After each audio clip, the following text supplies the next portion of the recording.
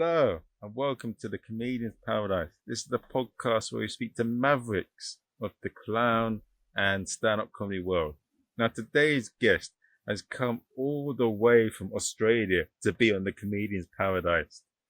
He is a fascinating guest. He has dealt with people like Harvey Specter in real life. He is a pioneer in stand-up comedy. He is going to inform and tell everyone about what it's like being a ball-busting, all-conquering, smashing Aboriginal stand-up comedian in Australia. Please welcome the amazing, the brilliant Leon Filewood. Hey, good morning, brother. Thank you so much for that introduction. I've never had an intro like that. First time, really appreciate it. And to anyone that's listening right now and they want to find out about you, what is your comedy journey? And most people that listen to podcasts are in America and in the UK. So tell us a bit about what life is like being, like, as you said, the First Nation, the Indigenous and Aboriginal people of Australia, and being a comic with that background. Yeah, no, thanks, Marvin. So for the listeners, in Australia, there are two Indigenous races of people. One is the Aboriginal people, and the other is Torres Strait Islanders. So I actually have both Aboriginal and Torres Strait Islander heritage, amongst other heritage as well. That's why I look Indian. But yeah, Aboriginal and Torres Strait Islander are born in a very particular part of Australia. So if you look at the Australian map, you'll see there's like a pointy bit that's called Cape York Peninsula. And if you follow the pointy bit up, you'll see there's a body of water, and that's called the Torres Strait. And then on the other side of that body of water is Papua New Guinea, which is a sovereign country, obviously to the north of Australia. To our east, we have New Zealand, southeast. But yeah, I grew up in a little island called Thursday Island, funnily enough. In the middle of that, in the middle of the Torres Strait. So I grew up there. The Torres Strait where I grew up, those islands are technically an Aboriginal community. So that 80% of the population is Indigenous. But both my Torres Strait and Aboriginal ancestry comes from Thursday Island and some other of the islands, and then the Cape York Peninsula. So that's my upbringing was very much immersed in culture, Torres Strait culture, and Aboriginal culture. To give you an idea of the school, the island where I live, so about a 5-kilometer ring road, population about 3,500. There's a ring road that goes 5K around one side of the island to the other, 10 minutes. No traffic lights, no KFC, no Hungry Jacks, or I think what you guys call it, Burger Kings, anything like that. Very small community, very hot, very humid. Temperature, we have degrees Celsius, so it's usually sitting around sort of 28, 30 degrees Celsius through the hotter months, gets up further. But very remote. The next major city is about a 2.5 hour plane trip down south to Cairns. But yeah, that was my upbringing. Had enjoyed both my cultures. I still do, even though I live in Sydney now in Australia on the mainland. But yeah, I grew up very, very cultural, very grassroots, little island community. Okay. And I don't know anything about the Indigenous people of Australia or what life is like. So for anyone that's listening in now, would you be able to inform us about like the history and how everything came to be? Yeah, absolutely. It's been 238 years since Europeans first came to Australia. So, we all hear about Captain James Cook and those guys. And so it's been like, 238 years of colonialism prior to the English coming here. There were over, if you look at a map of even of the United States or even of Europe, how for all these little countries across Europe, the continent of Europe, Australia is very much the same. If you looked at it from an Aboriginal and Torres Strait Islander lens, whilst Australia is a continent to itself, it was broken up into traditional, sovereign, native or indigenous countries. That's not recognized now. Obviously, we have states and territories according to Western law.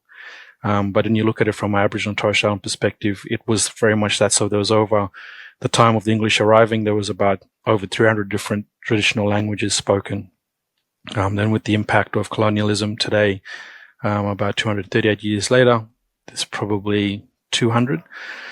Population back then before the English, there was estimated roughly to be sort of 1 million dispersed across all those traditional countries, peoples across those different, traditional countries. Now the population, Aboriginal and Torres Strait Islander people make, I think, 3% of the current population of Australia, which is about 25 million. But yeah, when the English arrived, there were different policies that were implemented. First of all, the king at the time, I forget which king it was, but he had told those that were coming to explore and find this new land that they were to make peace and, treaties with the native people. But unfortunately, when the English came here, they went to a very particular part of Australia, which is where Sydney is. And that's where colonialism sort of the impact sort of started. That's ground zero, if I can use an analogy with what happened in America in terms of colonialism. Sydney was ground zero for Aboriginal Australians, and that was populated and settled in inverted commas. But then there weren't any treaties entered into because, as I said, there was about 300 different language groups spoken in terms of Aboriginal. If you go to New Zealand, they speak one language, whilst there's different dialects across New Zealand. So as far as my understanding is, there was one language spoken. It was easier for them to enter into treaties. So there's a Treaty of Waitangi with New Zealand, but not in Australia. And unfortunately for Aboriginal Australians, we were considered subhuman. So something less than human. So why would you enter into an agreement or treaties with the people that are not human, to put it bluntly? And what happened was eventually, to cut a long story short, because there's obviously 230 years of history, there are different policies that came in at different times. So when people started to, and I think for your listeners to understand, this is a very important thing to understand about Aboriginal culture. So Aboriginal is obviously a colonial word. We each have our own, according to our traditional country. We have our own names. For example, when I say I'm Guguyalanji, Guguyalanji means a person from a very particular part of Australia. To my traditional country is Guguyalanji. And unlike Western concepts, and I'm sure it's probably similar to a lot of Indigenous peoples across the world, we don't see country the way the West sees land. We are part of that country. We are part of that land. Everything is central to our identity. So we don't look at countries, there's country and here I am. It's there's country, there's us. It's the one thing, it's the oneness. There's no duality, there's no polarity, it's just one. So we're connected to the country, we're connected to that speck of dirt, we're connected to the flora, the fauna. Everything is a part of who we are. We get our language, our stories, our dreaming stories, our creation stories, our stories of being. Like I said, our language, our songs, our dance comes from country and from the spirits that are in that country. So that's a very fundamental thing you need to understand when you're looking at what the impacts of colonialism has been, because when you're on country and, you're connected with country, then you have people coming onto your land or coming onto country and affecting country. Because as an Aboriginal Torres Strait Islander, your inherent spiritual obligation is to care for country. Caring for country is caring for yourself. As I said, it's central to your identity. You're a part of it. But when colonialism happened, obviously the land was cleared. And mind you, Aboriginal people have been on the continent for over 60,000 years and were the masters of living sustainably on land, on country. Again, because we were part of it. So you had people clearing land, which is not natural to what country would do. You had people building and building, infrastructure and creating, wharves and all sorts of different things that we saw as destruction to country, which is again affecting us and our health. But then over time, there was when pastoralists started bringing sheep and those sorts of things, Aboriginal people would hunt sheep, and then Aboriginal people would get executed for hunting the sheep because, they didn't have these understandings of what sheep is like that. I mean, yeah, as a comedian, I can only imagine, but there's these things are too solemn, I think, to sort of make jokes about. So there was different policies: protectionism, segregation, and assimilation. So there were times where Aboriginal people were being hunted and slaughtered. There are many massacres. And so there were. Then the government changed, passed laws to protect. So they took people off their country and put them in missions. So like in prison, pretty much in prisons. Took them off the country and would take them to other parts of Australia, which again is a breach of protocol because we belong in our country, and to go into someone else's country there's a whole lot of spiritual and cultural protocol around how you come to be on someone else's land. But they were taken and removed for their own benefit because they were being hunted by settlers at the time. And then from that, they were kept in these camps, kept in these concentration camps, prisons. They weren't allowed to go anywhere. They weren't allowed to speak language. They weren't allowed to return to country. They weren't allowed to practice any of their spirituality or their dreaming stories. And when I talk about dreaming stories, I'm talking about that's all in there with your identity and the stories, the myths and legends that informs your identity and your law and your culture and protocol. They weren't allowed to practice any of that. Most of these missions were run by the churches, and this is not I don't say this with any discouragement towards the church, or because the reality is these things were done in hindsight pretty bad, but it was done by people with actually good intentions, which is unfortunate because they didn't understand Aboriginal spirituality, Aboriginal and Torres Strait spirituality. So they were removed off country and put in these reserves, and they stayed there right up until, so you're talking about the late 1800s where this started to happen. Protectionism, they were removed. And then there was other policies of segregation. So very similar to what my understanding of at a high level of what's happened in America was what was happening in America, where, it was sort of white community in one space and black community in another. In Australia, and from the Australia, context, once they were out of the missions, and even when they were on missions, you weren't allowed to go into a white establishment. You weren't allowed to, if you were going to the pub, you had to go and stand at the back. There was a particular place where you were served alcohol or food or whatever. And it was very similar. Usually it doesn't matter which town you went to. I used to travel a lot. I still travel a lot for work, and I'd sit with elders, old people, from communities, and they would say, boy, see that road there, and it goes around here, blah, blah, blah. It was like a ring around the city. Aboriginal people weren't allowed inside of that zone, after 4 p.m. And if they were caught, it was, as a corporal punishment, they would get flogged, and then taken and kicked out, or sent obviously in the watch house. So that was segregation. And then, apartheid. When you think about apartheid, what we had in South Africa, people don't know this, but South Africa. So when I'm talking about this legislation, particularly in Queensland, which is the state that I live in, I live in New South Wales now in Sydney, but I'm from Queensland. The legislation that took people off country and put them into missions was called the Aboriginal Protection and Restriction of Sale of Opium Act. And under that act, again, all these things that happened.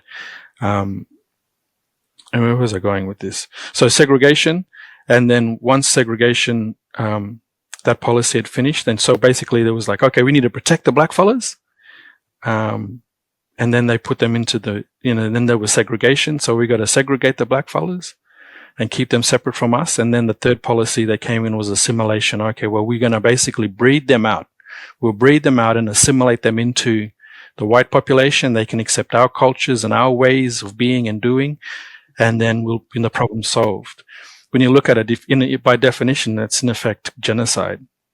Again, it sounds really nasty, and it is, and I've seen the impacts of manifestations of colonialism in this country manifest itself in higher, incarceration rates, mortality rates. We're dying 10 years, sooner than our non-Indigenous white peers. Education in all sorts of ways, but especially in terms of incarceration rates and health and education, there's a lot of disparity between Aboriginal and Torres Strait Islanders, especially in terms of economic opportunities. We were on the missions right up until like sort of the late 50s, 60s. That means we couldn't work. You were on this. You couldn't leave this reserve. The rest of Australia were able to get a job, make money, buy houses, participate in the economy.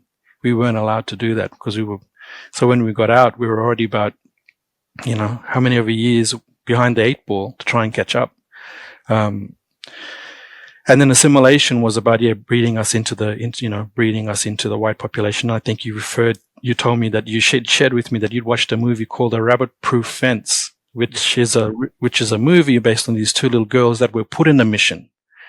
And they ran away from the mission back to their country. And they followed this fence called a rabbit-proof fence that was obviously there to keep the rabbits out of the pastureless land. And these 2 little girls walked all the way. So that movie tells the story of assimilation. And it's very confronting, actually. So any listeners, I highly recommend watching it if you want to get more context around what I'm sharing. Rabbit-Proof Fence.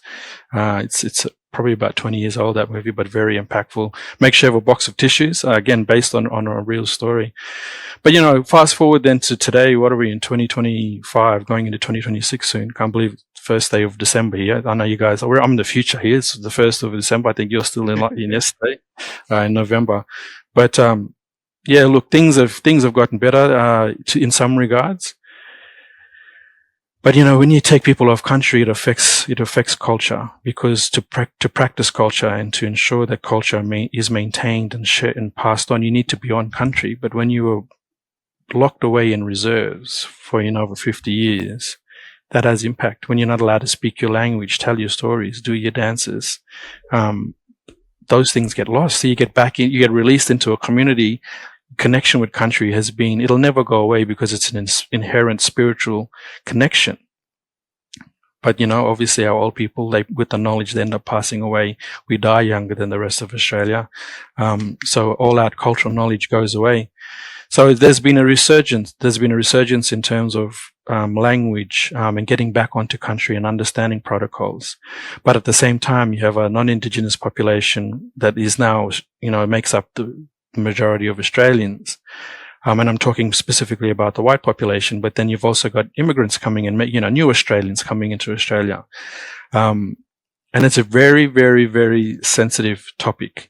When a First Nations Australian says that they're First Nations, or when a First Nations, so part of our protocols, and you might see this in the news from time to time, is that traditionally, if I was to go from my country, Gugialanji, onto a neighboring country, Gugitama, or any of the other neighboring countries, there'd be a process. I'd walk to the boundary of where we know our country is. It might be a river, it might be a valley, it might be the edge of a mountain, it could be a mountain, and then you'd wait.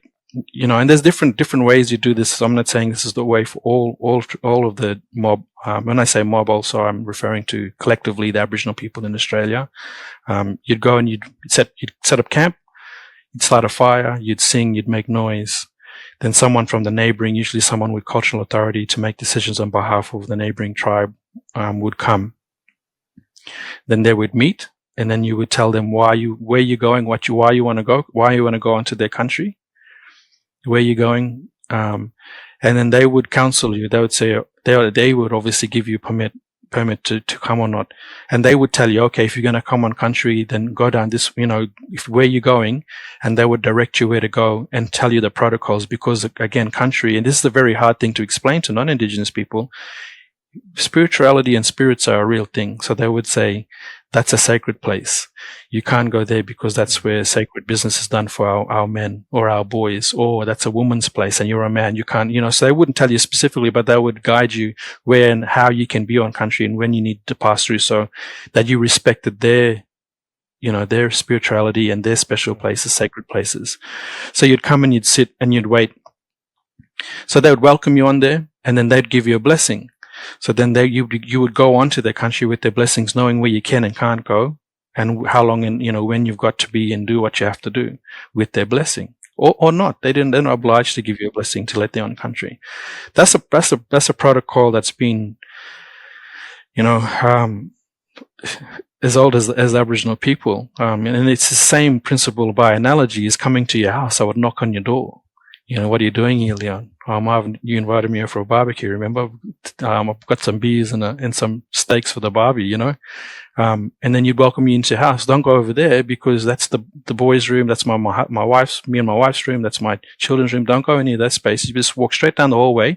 To the back is the garden. That's where you can go. It's the same principles.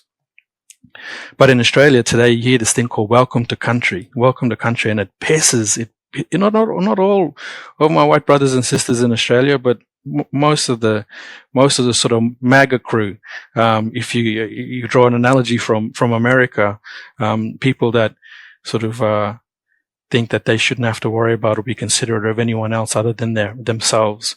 But it's age old protocol, welcome to country, where you'll hear today. If there's an event, there's a football event, or some sporting event or some big official event, someone will get up. I think even when you fly Qantas and you land in Australia, if you land in Sydney, they'll say, you'll hear the air hostess say, we acknowledge the traditional custodians of the land. So they're doing an acknowledgement, but a welcome is where, again, someone from that tribe will get up on stage in the official capacity and explain a bit about the country, explain who they are, and then welcome people to that country. White Australians that have come here since colonialism, they'll go, this is my country. Why do I need to be welcomed to my own country? I don't need a welcome. I'm from here. I'm Australian. And that's fine. Like, no one has beef with that. But what they don't understand is that no one's saying that they're not Australian. No one's saying that. What we're doing is our protocols that we've done from the first sunrise, and that's welcome people, because again, we have a spiritual obligation to that country. And you know what? I don't know if you can swear on this show. Can we swear on this show? You can swear as much as you want. Because I think, and this is something I always say, like, Aboriginal and Torres Strait people are the most loving people. I believe that, and it might be biased, but it's because I'm Aboriginal and Torres Strait, but even after 238 years of all the shit and the suffering under colonialism, and colonialism's not a past tense, still happening today in different ways. Aboriginal people, I'm thinking, if someone had to say to me, how do I know that Aboriginal people are loving people, and care about the broader community? Because it's called a welcome to country, not a fuck off from country. You know what I mean? By rights, that elder should be able to get up and go, you know what, you mob, fuck off. They're not. They're standing there and fulfilling their spiritual obligations to country and showing love to the people that have stolen the land, in effect. But it's not that anger is still there, because obviously there's times to protest, there's times to march, there's times to lobby. But in essence, we're not a violent people. And when you go to these things and you go, a welcome to country, and to me that is the epitome of grace, and embrace, to say, we welcome you to my country. And then they have an ignorant, non-Indigenous person in the community going, fuck you, don't welcome me to my own country. This is my country. I'm from here. And you just go, man, what do you want? Like, what do you want? These people, you stole their land and they're still being gracious and they're still welcoming you. And that the reality is, from a spiritual perspective, that's a protocol that they do to make sure that you have safe passage on their country. So, that's a classic example of a frustration. The other big, and obviously Thanksgiving just happened in the United States, I believe a couple of days ago. It's very similar, and I don't mean any offense or to challenge any of your American listeners, but Thanksgiving isn't what we understand what is to be this nice thing where the settlers there had come together with the native people and sat down and ate together. I heard that that's not even the situation. It's actually a bit of a fallacy, which is we have Australia Day. Australia Day is topical, like it's coming up. It's the same narrative every year. Australia Day is the 26th of January. A lot of Australians think, yay, Australia, let's celebrate Australia. Not understanding the true history of Australia and what the impacts of colonialism has meant for the First Nations people. So how am I going to go and celebrate on a day that meant the beginning of the end of our culture and our ways of being and loving and being on country? And there was a lot of, like I said, colonialism impacts have caused a lot of death. There were a lot of massacres. Even if viewers go in and go Australian massacres, it'll bring up a University of Newcastle. it'll bring up a map. You click on the link, and over a period of 100 years, you can see that the map will light up with all these yellow spots. Looks pretty, but what those yellow dots are on that map is on occasions of massacres where the settlers have come in and massacred people. And massacres even to the point of this has happened all over Australia, very common, would push Aboriginal people up to a cliff or a high place, and then pretty much the Aboriginal people would jump because the alternative was to be beaten and shot. So, these are the things. And so when you come to 26th of January, which is Australia Day, which is a public holiday and everybody gets together and let's chuck a shrimp on the barbie, mate, and carry on, like lunatics. Not everybody. I'm not trying to throw everybody out, the baby, out in with the bathwater. But there's a lot of Australians that don't understand. And I just think, this is the thing that's always shocked me. I'm a decent human being. I'd like to think that I'm kind, I'm considerate. I teach my children to be kind, to use their manners, to be polite. And then, and then you think, well, everybody's be doing this because we're all good people. That's the starting point. How can you ask someone? It's like asking someone to celebrate the death on the day of your mother or your father or someone significant to you had died. Let's go and have a party on the day that, and you just go, no, I don't want to have a party that on a date that recognizes the death of someone that I love. And so that's a typical yearly, debate and rhetoric. And, and the conservative right media love it. They drum it up all the time. They drum up the welcomes to the country. They drum up, Australia Day. We can't have Australia Day because look at all these Aboriginal fellas protesting. Because we call it, Aboriginal people call it either Survival Day or Survival Day, or what's the other one? I always call it Survival Day. So it's a day of celebration. It might be the big birth of a country. But for me, it's that even all the atrocities that's happened over the last 230 years, we're still here. We're still here. We're still caring for country. We're still trying to revive our culture and practice our culture and enjoy the right to be who we are as a people, as an identity unto ourselves. And in amongst all of that, we don't have crimes of violence or hate against, against the broader community. Yes, you'll get people that might get a bit, fiery and loud in marches and protests, but ultimately those marches and protests, they're peaceful.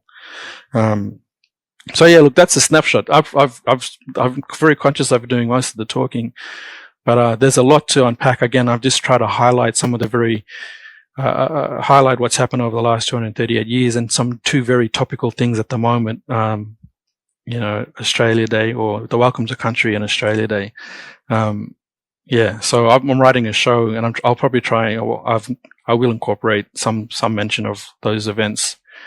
Just to give context, because again, Australia Day, welcome to countries, we're loving people. How do you know? Because it's not called a fuck off from country. But yeah. The only thing I got to say, Leon, is that I think the show that you're trying to develop, once it's fully developed, I think it would sell very well across the globe if you go take it to comedy festivals. And like in Edinburgh Fringe as well, there's so many people like myself who know nothing about all of this. And I'd love to hear a lot about what you just told me. That's why I do comedy. The thing I think about is I love comedy as much as Imagine Yourself, or the people that have the bug that you just have to do it. There's no way you can't not do comedy.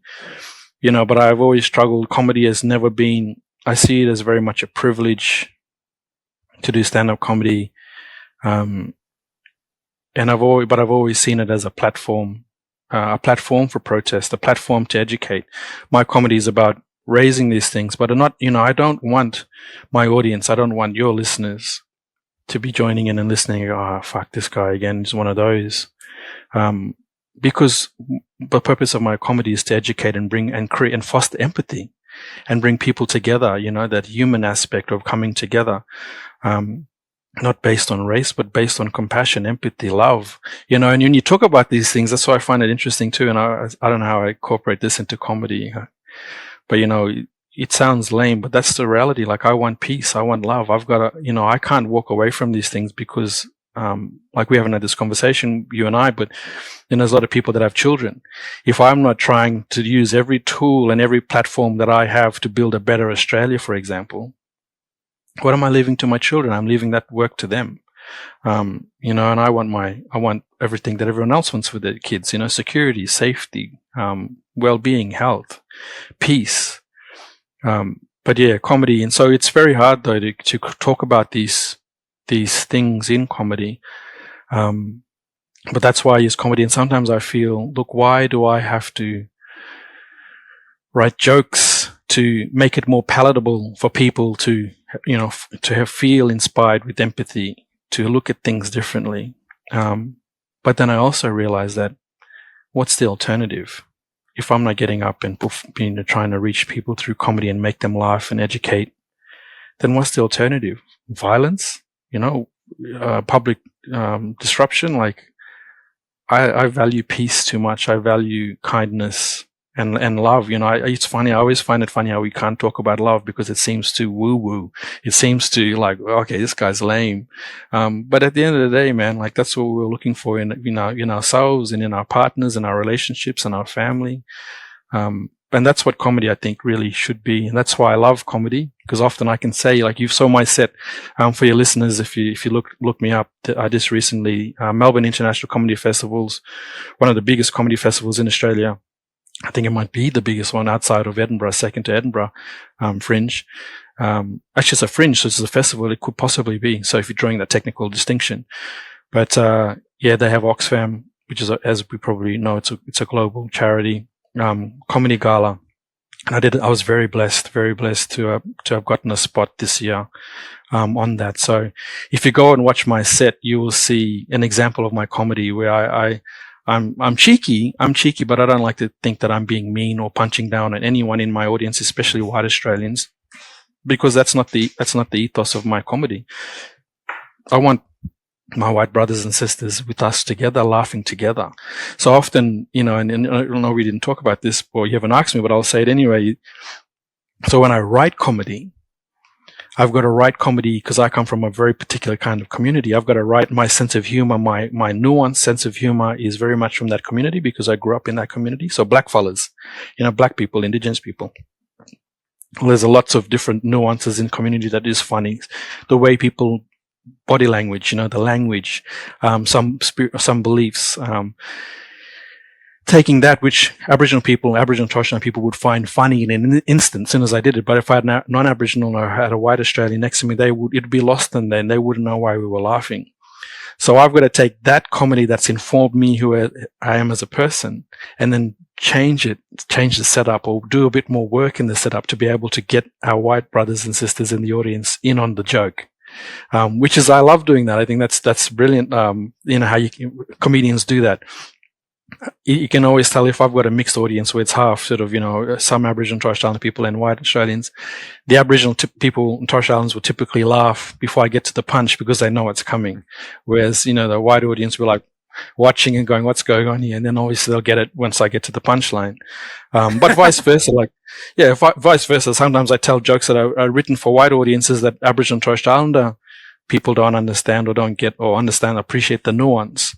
And so the white Australian audience will laugh before the Aboriginal. So I always just say at the beginning of the show, look, I'm going to talk about white fellas and black fellas, white fellas. If you don't know when to laugh, laugh when the black fellas laugh. And then I said, the black fellas, if you don't know when to laugh, laugh when the white fellas laugh. I said, and if none of yous laugh, yous will get fucked. But that's the sort of thing you've always got to do in terms of your comedy in Australia is, I write for a black audience, but I always look how I can bring that across to share with my white audience again, because it's about bringing the two together, which I think is the power of comedy. Stand-up comedy is such a beautiful thing. Okay. Yeah, because that's what a lot of the great comics do, isn't it? Like with Louis C.K., he turns really dark comedy and he gets it to work with a wide range of audience. And Trevor Noah, he's well known for making his comedy palpable to so many different audiences. speaking to Skulk, he mentions the brilliance of Trevor Noah, how he's able to get his story to be relatable, and also how he's able to build 20 minutes within a week. That's crazy. Yeah, no, he's definitely someone that I've aspired. His comedies inspired me. He's obviously a very super intelligent man. You know, I probably have a quarter of his intelligence, but yeah, I love Trevor Noah. He's definitely someone that's motivated me and inspired me in my comedy journey. Yeah, and you keep on saying like, yeah, everyone's been hurt, everyone's had pain, like heartbreak, or they've had unfair things happen to them, or they've had all sorts of pain, and you, by telling that, can get them to relate to what Aboriginal and Torres, and how do I say it again so I don't offend Torres Strait, straight like straight line, Torres Strait Islanders have felt with different things, and that's the only way to get it across, because a lot of people aren't really informed about what goes on, are they? Yeah, that's half the battle, because I think that no one knows the colonial history. It's not taught in schools. It wasn't taught when I was growing up. I actually, my background's in law, so I went on and became a lawyer, and you know, I did learn about the true history, ironically, through law school. And I obviously I knew about the history because I knew about the missions. So I knew about the missions, but I didn't realize why we were on the missions. I thought that everybody grew up in missions. That's because I'm from a very black community. I'm from a remote indigenous black community, and our old people that were in the missions, I was never in a mission. The mission stopped. I was born in 79. The mission sort of stopped in the sort of late 60s. So I heard the stories. I'd hear them old people talk about it, the grandmothers and the grandfathers, about the mission days and what it was like. But I thought everybody, as a little black kid, I just thought everybody went in a mission. Everybody was in a mission, you know. And then when you come out and you go, hold on a sec, it was only black fellas? It was only us? Like, you know, what were the white people doing? Like, it was, yeah. So it was interesting. I don't know where I was going with that, but that's just how I grew up, thinking that we were all in the missions. I didn't even know, for example, because again, we weren't able to participate in the economy until the late 60s, in effect. They were not all of us. Again, I'm talking generally. There would have been people left. You could leave the mission. You could leave the mission if you were going to walk away from your traditional culture and those sorts of things. If you were sort of more white passing, if you had a better chance of assimilating, they would let you leave the mission. But most of the time you were kept on the mission. And that has all sort of different ramifications for a person's identity too, when you have to sort of sell out on who you are as a person to be able to fit in. You know, a lot of Aboriginal people married white people for that reason. Aboriginal women married white men. White men, you know, black men married white women to be able to integrate into. So it, and that, you know, again, I'm not saying it's all bad. I'm just saying that these things had happened. But yeah, so I was going somewhere with that in terms of your question. I've lost my thinking, but yeah. Let me have a look. What were we talking about? You were talking about how people have had to do things that are very, just to survive, and do things that are very difficult for them. As you said, sacrificing elements of their identity, like marriage. That's right. White people. Yeah, and I'm not saying, you know, again, that sounds very very sort of black and white, excuse the pun, but in the terms of, you know, people marry for love, and so I'm not saying people didn't marry for love, but I'm also saying that there was benefits to marrying a white person, for both, you know, Aboriginal men and women. And yeah, there were, yeah, you know, when you do those sorts of things, which is fine, because if you're marrying for love, it's love, but it has a lot to do with, you know, it can affect your identity, how you see yourself. So there's even people that might technically be Aboriginal or Torres Strait Islander because one of their grandparents or great-grandparents were Indigenous and married white, but don't no longer identify as Aboriginal or Torres Strait Islander, but they'll acknowledge that lineage. And that can really mess with you. I'm a very proud Aboriginal and Torres Strait Islander. I stand strong in my culture. You know, I'm not the most cultural person in Australia. but I know enough to know that my identity is strong. Someone can't come to me and challenge me who I am. You know, you're not an Aboriginal or Torres Strait Islander, or you don't know anything about your culture, or any of those sorts of things. I would probably just not even waste my time responding, because I know where I come from. I know what I know, and I know who my family are, and I know my lineage. I can go back at least 5 generations back to my, ancestors in terms of who they are and what country they're from, and, who the family is. So we're a very different story for potentially other Australians that had, and my grandfather, I should put on the record, my father's father is a white man. My surname is Filewood. It's a very English name. But his wife was, and they both passed now, God rest her soul, but she was Torres Strait Islander and Aboriginal. Yeah. So, with growing up with 2 Indigenous people, races of Australia, how is the humour different and the culture different to, how are they both unique? And even to each other, how are they different to each other? And how did that shape your comedy? Yeah, well, growing up, see, that's the thing too, is like, whilst Aboriginal and Torres Strait Islander, there's a lot of people who have both, like myself, both have Aboriginal and Torres Strait Islander. And again, I've got other non-Indigenous heritage. I mentioned my grandfather was white, and that was the English side. There's differences between Torres Strait, because the Torres Strait, if you look at it geographically, is right up Cape York Peninsula, like in the Torres Strait, the body of water between Australia and New Guinea. It is different. So there are some similarities. So if you put a Torres Strait Islander in a room, like I say, you had to get a person who grew up fully immersed in the Torres Strait culture and then someone from an Aboriginal culture and put in the same room, they would have different things to laugh about, but there are different nuances. In the terms of Torres Strait, it's this, I think, growing up there, there's the certain ways we say things or the certain things that we do that we would find funny, because that's it's the inside joke there. And I can't think of an example off the top of my head, actually. But then Aboriginal communities, again, because there's so many, it's just different again. And ironically, I can't think of, like, I tell a joke, for example, I tell a joke of the nod. I talk about the nod. We walk into a room and I'll see another black fella. Say I might be in Sydney. I could be walking anywhere down the street. I could be walking down the street. I could be in a big conference room. I could be just in any public space. And there's other people. And I'd see another Aboriginal Torres Strait Islander person.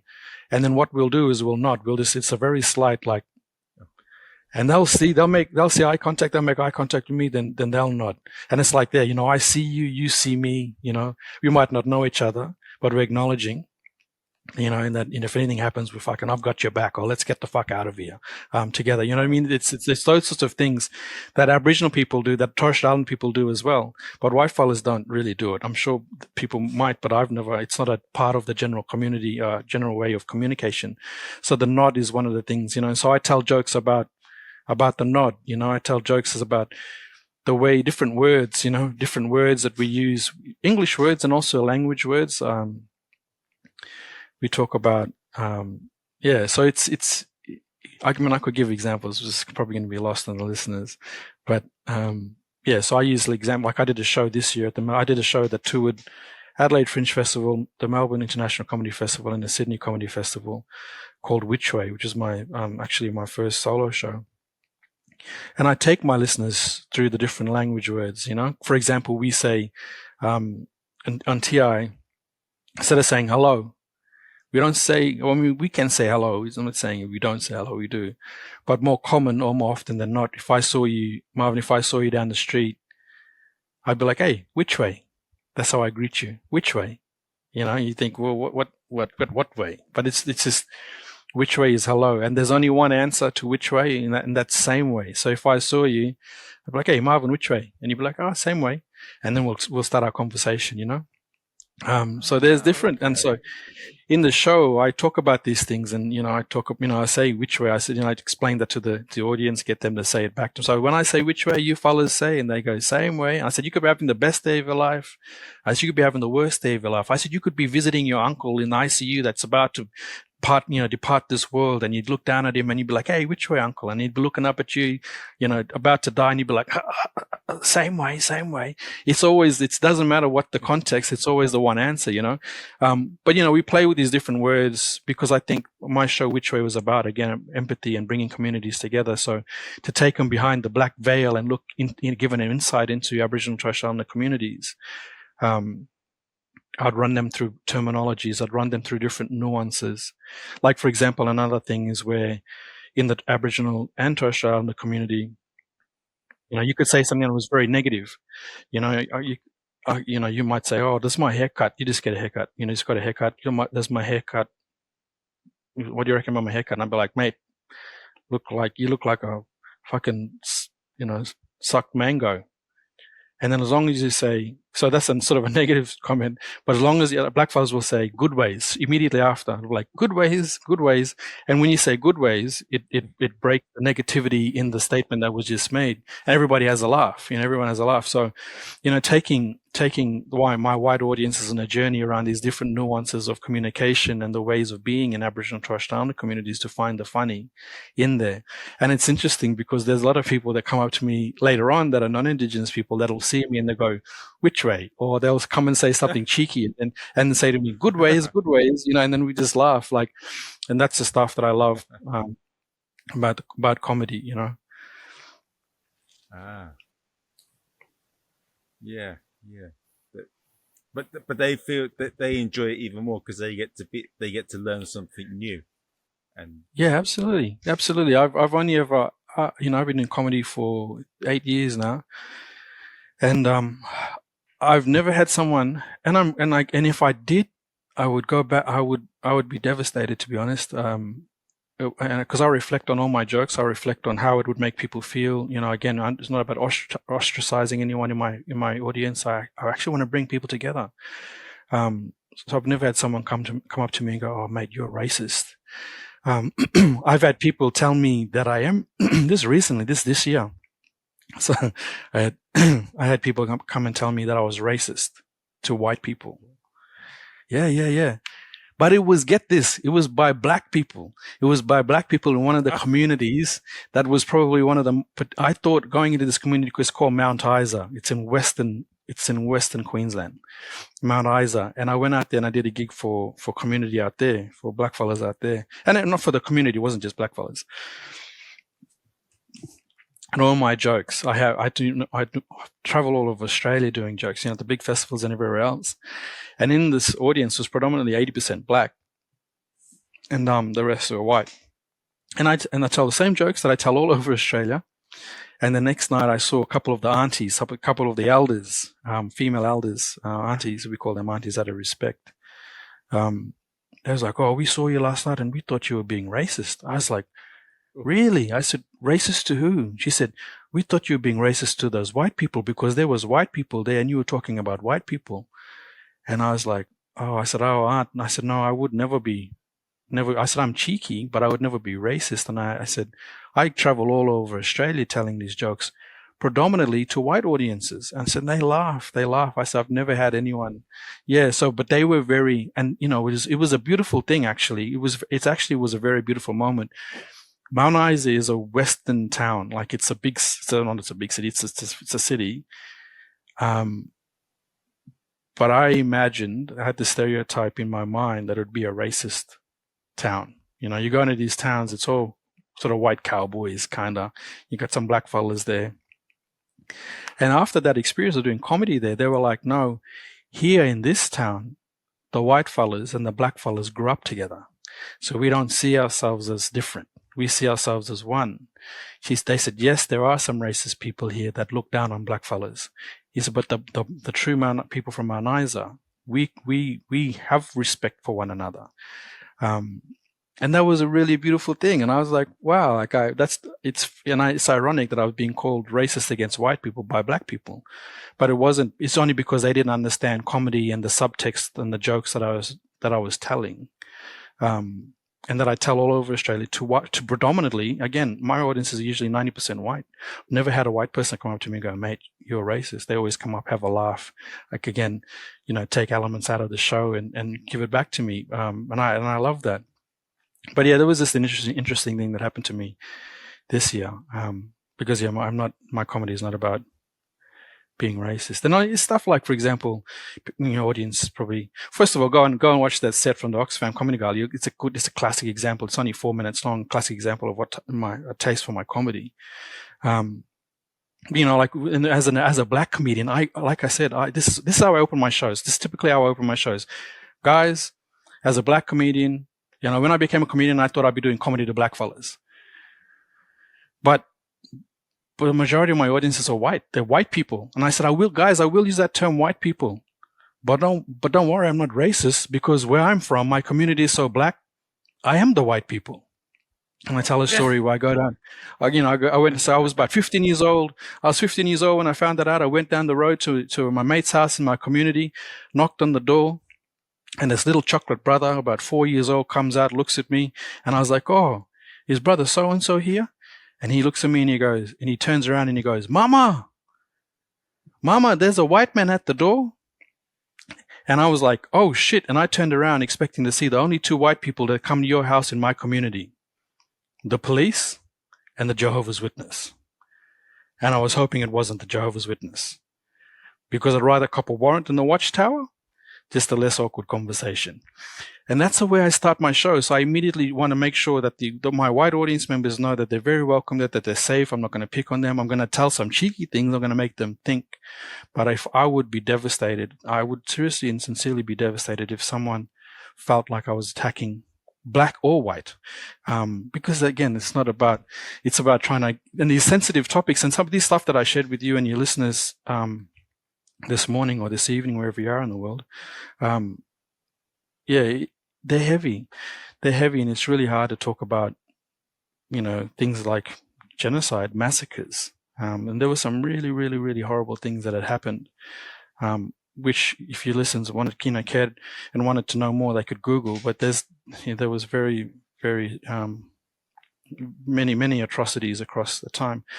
But so it's finding some things, some things you can't joke about. But in the things that you can, you have to spend a lot of time thinking about how you're going to craft a joke so you can get the point across without, because, people come to comedy. That's the other thing too.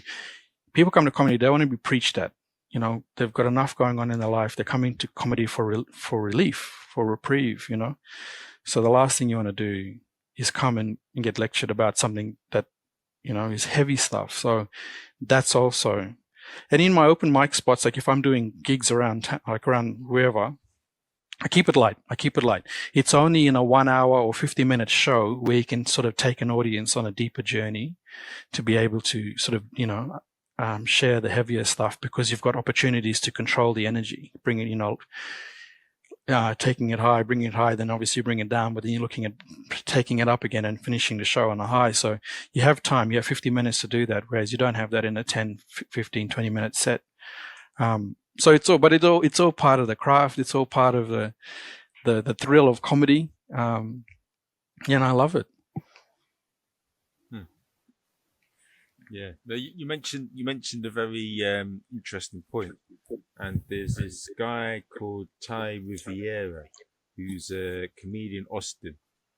He got cancelled by the mothership, and I watched this video where he was he was having a go at Joe Rogan and certain comics in Austin, and he says there's this thing called crafter, which is where you get around applause, but you get no laughs for saying things that people want, like for saying interesting points, but no laughs.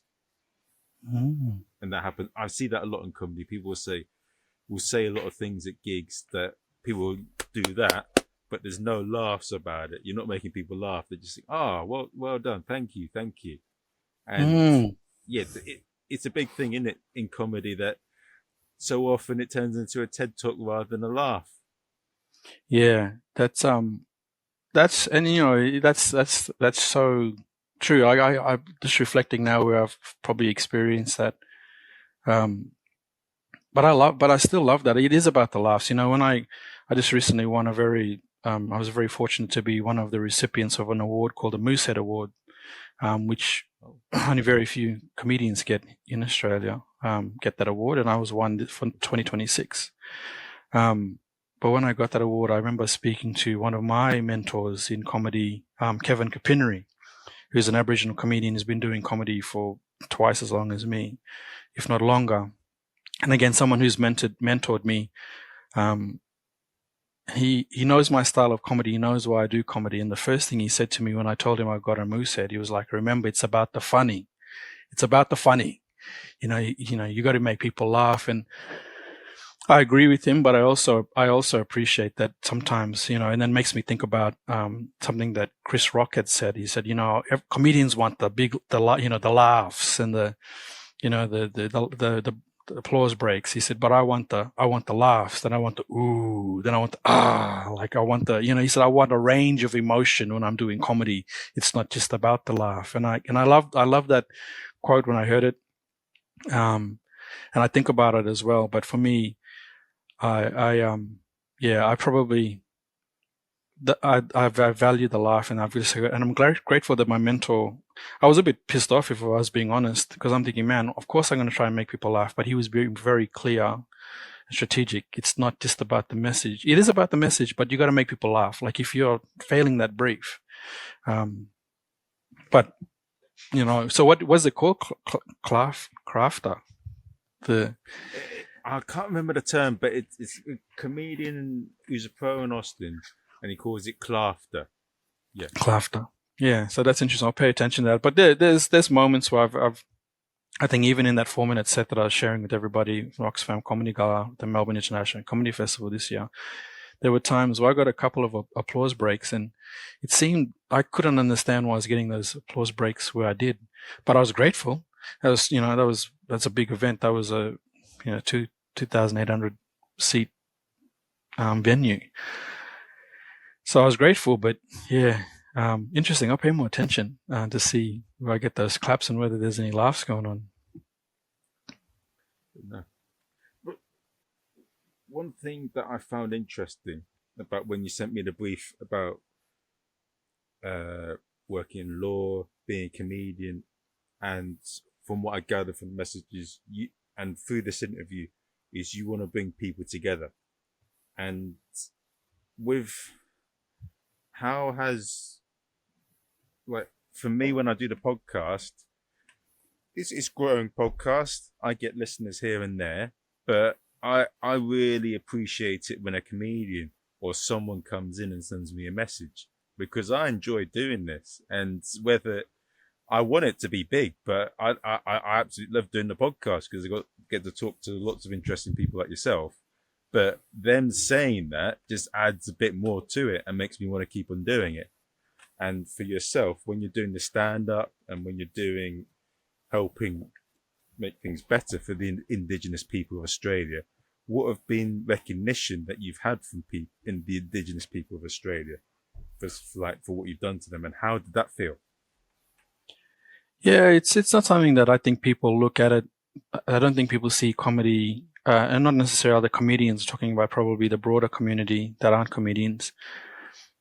I guess they don't really understand the platform that comedy is, and they probably don't understand strategically why I use stand-up comedy and what I'm trying to do. And that's fine. But there have been moments where people have appreciated, whether it's been in interviews or whether it's been particular people coming up to me afterwards saying that was great. It made black fellas laugh. It made white fellas laugh. We were there together. We were present.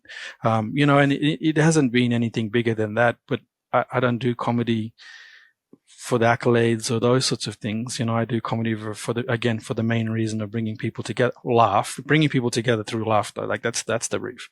But yeah, so there's been times here and there where I've had individual people come up, audience members come up and share their gratitude for what it is I do in comedy, and that it was a good show. But outside of that, I think the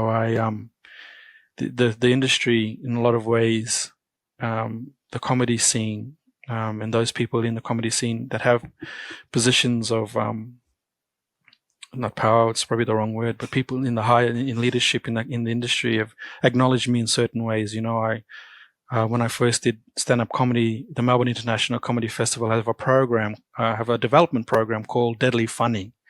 Deadly Funny is one of several development platforms that the Melbourne International Comedy Festival has. Deadly Funny specifically to find the funniest Aboriginal and Torres Strait Islander person in Australia.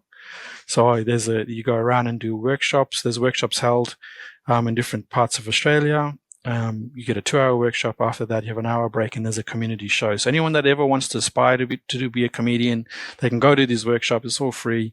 Get on stage. And then what happens is in each of the states and territories, there'll be a winner from that city or from that state. And at the next festival, the Melbourne International Comedy Festival, the next year, there's a national Deadly Funny competition to take all those people that have won the different heats from across Australia to see who's going to win the national title. It's been going on for, I think, over 20 years. I should know this. I live and breathe Deadly Funny. I love it. But 2018 was when I went in and I won Deadly Funny. So I won, I was a national champion in 2018, and that's what started my comedy journey. So through things like that, I think I've been, and the Moosehead as well. The Moosehead is obviously, there's a selection committee made up of comedians, professional comedians, people in talent management, executive within the comedy space, executives. And I got a Moosehead. So I think in other ways, not maybe necessarily directly, but people have acknowledged my comedy because I won the 2018 Deadly Funny. That's what gave me my platform. Got Moosehead. I'm writing a show right now who's being directed by Tom Ballard, who's a famous Australian comedian. So in certain direct but subtle ways, I've been acknowledged, and the comedy that I do.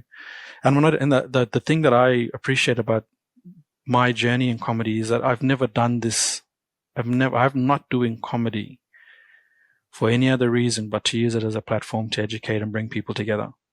So I don't care about the other comedians that are busy having pissing competitions and, ego battles around who's funny and who's getting the gigs and who's doing this. I mean, I don't care. I'll take every opportunity I can to share that message and to bring people together wherever that is. And that's been a relief, I guess, because I don't have to worry about any of, who's doing what gig and who's doing this and who's doing that. And Deadly Funny itself as a program, as a development program, those people that come and participate in Deadly Funny we all kind of end up sort of being family in a funny way, you know what I mean? And then, we get to know who's, keen in comedy and who's doing stuff. And then we're obviously being supporters and fans of each other to help them sort of develop and move through. So that's a really nice touch too, I think, about Deadly Funny, which again is a Melbourne International Comedy Festival and development program. There are other ones like Class Clowns is for anyone under 18. They want to do stand-up, similar sort of thing, workshops in the show. And then there's this another, Raw. Raw is the mainstream one where you go and do your open mics and you win. And then there's a national competition for Raw as well. So, and that's any Australian. It's, if I wanted to, well, I can't now, but previously, could be part of Raw. So going back to your question, it was a very long-winded way of saying I haven't really got any official recognition around the stuff that I do, but I have in terms of, the success that I've had in awards, I guess, from at least the Melbourne International Comedy Festival and Adelaide Fringe Festival. I won. I got grant funding to go and do a show there last year as well. And to be fair, actually, I beg your pardon, the Sydney Comedy Festival as well. So big shout out to those guys. But yeah, that's the extent of recognition around my comedy. Okay. No, but that's you mentioned a lot of, you mentioned the bullshit of comedy, which I try and avoid, but you also mentioned one of the great things about modern day comedy in terms of that if you do something that you're passionate about and it's very good and you market it well, you can build an all right living from what you do. Yeah, absolutely. I must confess though that I do have a full-time job. I work as a consultant in First Nations engagement. So I actually, and in particular, I work around, when proponents or developers want to do renewable energy projects in Australia. I help them to engage with First Nations communities, ensure that they're doing engagement and creating opportunities for First Nation community, in appropriate and what's expected, obviously, by legislation and policy in Australia. So I have that full-time job, and I'm grateful that my job, the company I work for, I'm able to work during the day and then gig at night. For example, when I go to Melbourne next year, even Adelaide, I'll be in Adelaide first and then Melbourne. I'll go to work, my 9 to 5, and then I'll clock off and I'll get myself ready and go and perform. So I, unlike some of the comedians, I'm not full-time. But I again, comedy is not about sort of a living. If I make enough to have a living, my work means a lot to me as well. Comedy and my work, I actually get to live and breathe. And I do what I do in comedy, I do that in my work, and I do what I do in comedy, and that's again bringing people together, educating people, and I love that. So, if I ever made enough money to go comedy full time, would I? Probably not. I'd probably do it half, to be honest, because I do value my job and what I get to do there as well. But I know a lot of comedians think that's cheating. A lot of artists think that's cheating. You got to go 100% into your craft, into your art, and I acknowledge that and I respect that, but I'm just not there yet. But if there was an opportunity, I'd probably still do my job in some capacity, whether it was 2-3 days a week in comedy at other times or something else. But yeah, I mean, yeah, the opportunities there are there to make a living. Kevin Kopinri, Shawnee Chilbra, Andy Saunders, Steph Tisdale. These all names might be foreign to your listeners, but they're very big Aboriginal and Torres Strait Islander comedians here in Australia that do it full time and make a Dane Simpson. They make decent money with comedy. How has your other job helped improve? What difference do you get to make with your job to the lives of Indigenous people? And this sounds really stupid, but how do you help That's a great improve question. their lives? That's a great question. That's not a stupid question at all. Mate, for me, I have a very particular idea of how we improve First Nations communities and how we improve Australia in general. And that's, again, when I touched on it before, was because of this. We weren't able to participate in the Australian economy up until the 60s. And this is based off a study that was done at Harvard University in North America, where Harvard University looked at what was happening in the reserves for North American Indians. And the reserves are the same thing as missions here. So that's what caught my attention, that the same things were done to the North American Indians over there. They were taken off their lands and put into reserves. And what Harvard University did, they looked at all these different disparities, like, mortality. They were dying younger. They had higher rates of incarceration, of chronic disease, and all those sorts of things. And what Harvard University, and I forget the specific name of, I always just call it the Harvard Project, but it's actually something to do with like economic development opportunities of Native Americans or whatever. But they found out that if they took Native Americans and gave them a business education and then basically built or create or developed Indigenous, First Nations entrepreneurs and put them back in the communities, those entrepreneurs would create a local economy, which would then obviously feed into the broader and strengthen the broader economy. But they found that those Indigenous or First Nations entrepreneurs were 10 times more likely to employ other First Nations Indigenous people. And then create opportunities, economic opportunities, again, building through entrepreneurship, through business. And when they did that, they found this, and it was a longitudinal study, it's probably still going today. They found that when they did that, when they created these Indigenous entrepreneurs and how allowed them to build and, create local economies, all these things improved. Incarceration rates improved, chronic disease dropped, education improved, employment improved. All these things improved just through Indigenous entrepreneurs. So my understanding that and seeing it, and there's a balance between capitalism and culture. And this is the challenge for Indigenous people. So I'm not purely trying to advocate for capitalism or, because it's very different for us. We have to balance it. But my job is when you're coming and look at renewable energy, and it's a big boom at the moment. It's a transition to get away from, the coal, and those sorts of things in terms of energy generation, to move to renewable, wind, solar, hydrogen. And those projects are going to be built on country, are going to be built wherever a project is built. There will be traditional owners for that, where that infrastructure will be built.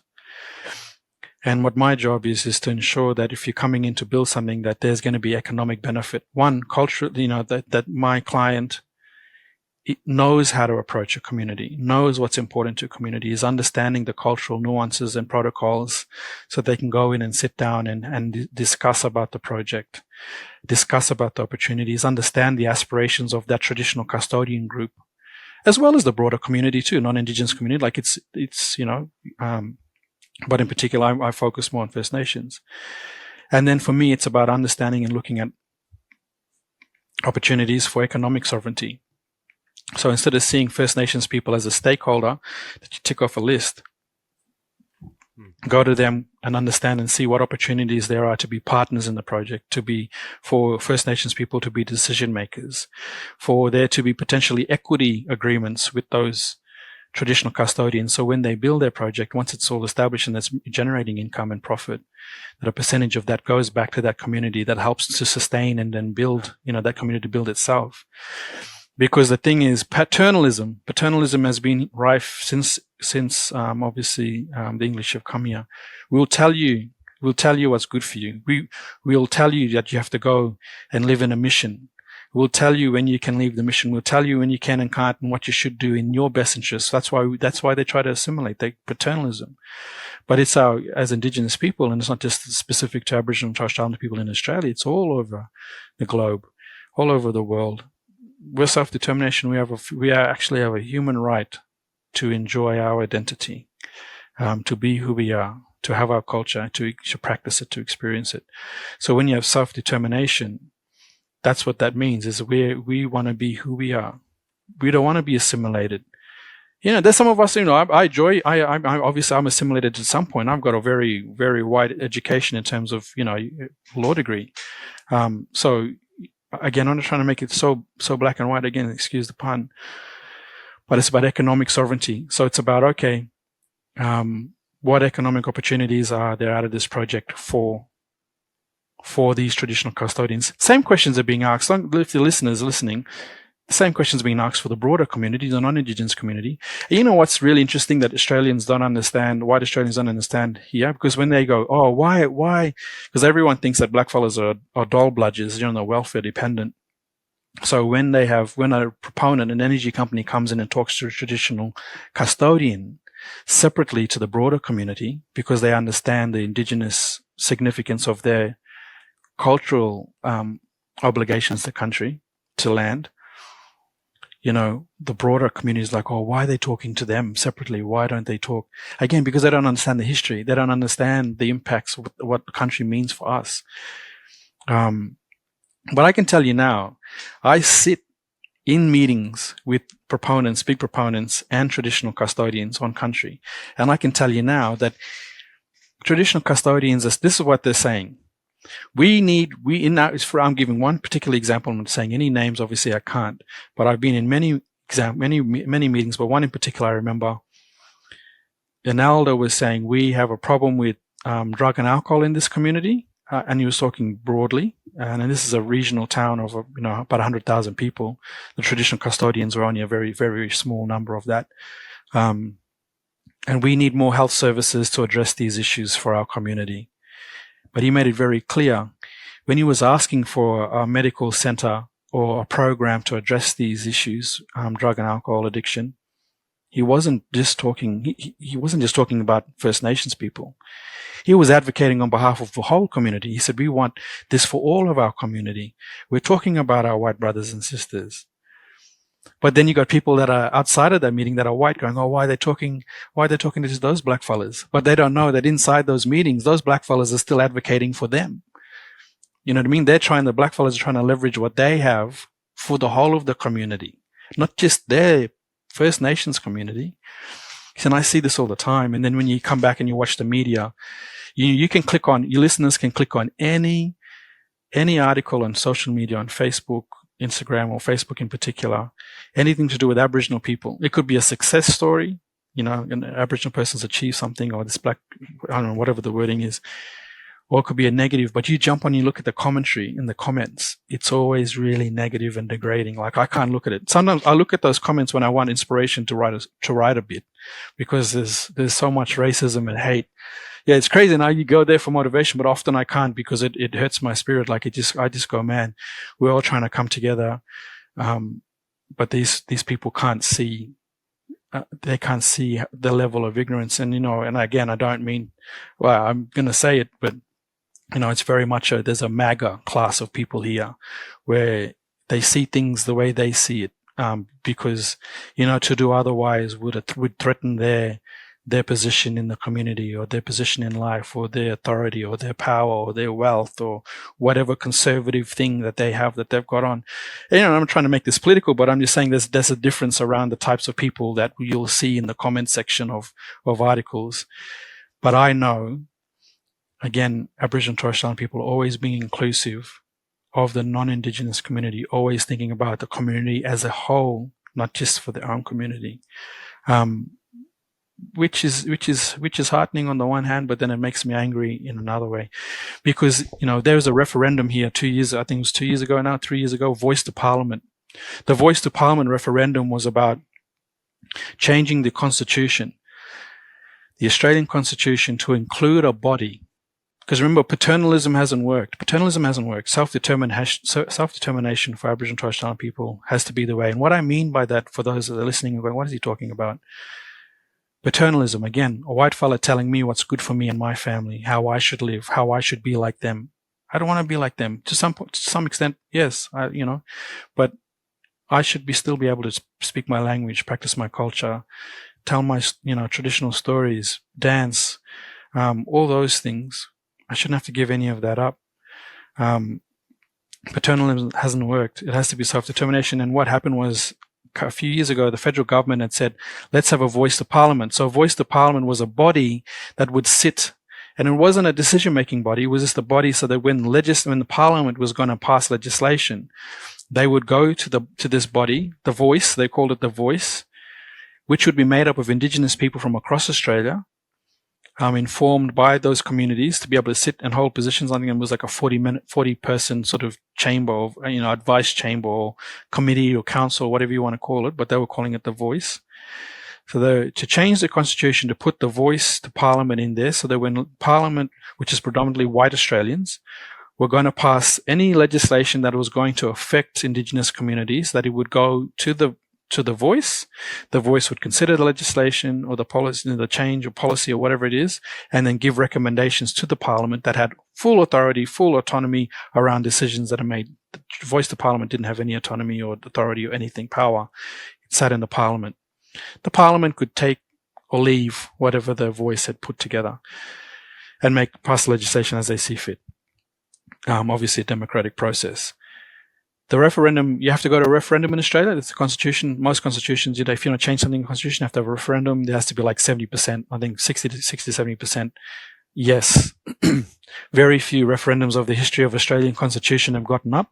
I mean, there's been I think over 40, and maybe over that time, since 1901, one or two have gotten up, 3. It's very rare. But the Voice to Parliament referendum just was horrific. So if it was established, if you had to vote yes or no, if it was yes, then they would have set up this body. But long story short, it was a no. Majority of Australians said no, we're not doing that.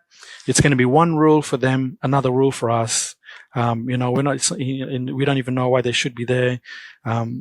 But again, they've not, like your listeners in this short time that we've been speaking, probably appreciates it's very different. There was one rule for them and us, and it was to our detriment. That's why we were living on the missions. That's why we couldn't go anywhere. That's why we didn't engage with the economy up until the 60s, because we were basically locked up. But because you don't understand that history, it's very easy for conservative people who are based in fear to think, well, they're getting something that I don't have, or they're getting an advantage that I don't get. when the reality is it's not an advantage. Any of the policies that come out now that benefit Aboriginal and Torres Strait Islander people is not to their advantage. It's actually trying to catch them up to where the rest of Australia is. But when you don't understand the history, you just look like you're losing something to someone else. Yeah. But the referendum was a big thing, and it set back this country at least 10, 20 years in terms of race relations, in this whole thing about division. And even today, you know, it's what's happening in Australia and whatever happens in America. This is why I've been mentioning America, because America is kind of like a testing pit. Whatever happens in America, there's a trickle effect and there's a delay, but it usually comes and ends up here in Australia.